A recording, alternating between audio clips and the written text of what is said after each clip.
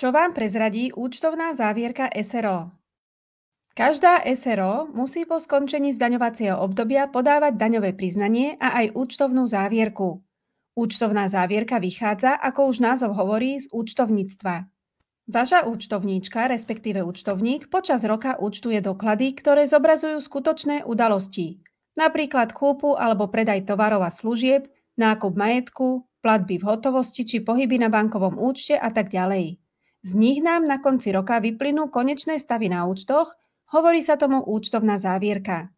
Tieto konečné čísla sa zapíšu do výkazov, do súvahy a do výkazu ziskov a strát. Nie všetky firmy podávajú rovnaké výkazy, závisí to od veľkosti firmy. Čím väčšia firma, tým podrobnejšie sú účtovné výkazy. Čím menšia firma, tým jednoduchšiu súvahu a výkaz ziskov a strát musí podávať. Mnoho podnikateľov si tieto výkazy nečíta, pretože im nerozumejú. Len nechajú na účtovníčku, aby tieto výkazy vyhotovila a odoslala ich daňovému úradu. No málo kto vie, že výkazy obsahujú údaje, ktoré vám môžu veľa povedať o vašej firme, prípadne o inej firme, o ktorú sa zaujímate. Áno, aj výkazy iných firiem môžete vidieť, pretože účtovné závierky sa zverejňujú.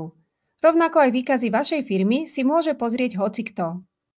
Z výkazov sa môžete dozvedieť veľa užitočných informácií. Čo vám výkazy prezradia?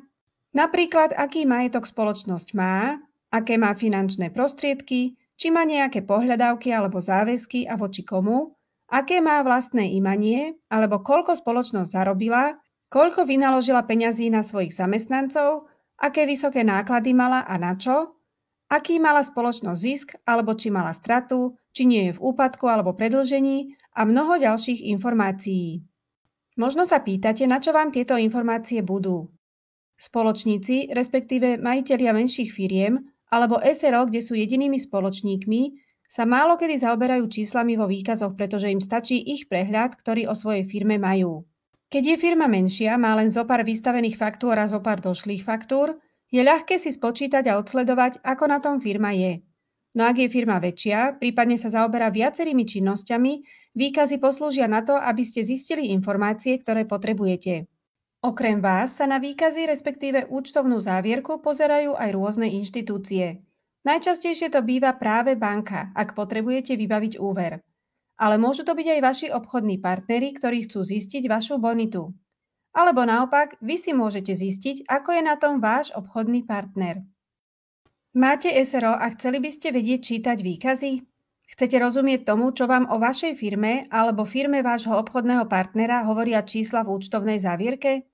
Pripravila som pre vás videá, ako čítať výkazy, v ktorých sa dozviete, či ste mikro, malá alebo veľká účtovná jednotka a aké výkazy musíte podávať, čo sú to aktíva, pasíva, výnosy a náklady, ako sa účtovníctvo premietne do výkazov, ako čítať výkazy a čo z nich zistíte, ako funguje zverejňovanie výkazov, čo je to bonita firmy, ako vznikne záporné vlastné imanie, čo to znamená, keď je firma v kríze, úpadku alebo predĺžení, čo sleduje banka, ak žiadate o úver, čo je to cash flow a podobne. V ďalších videách vám všetko názorne a ľudskou rečou vysvetlím. Získate ich na stránke www.začínampodnikať.sk. Ďakujem, že ste si pozreli toto video.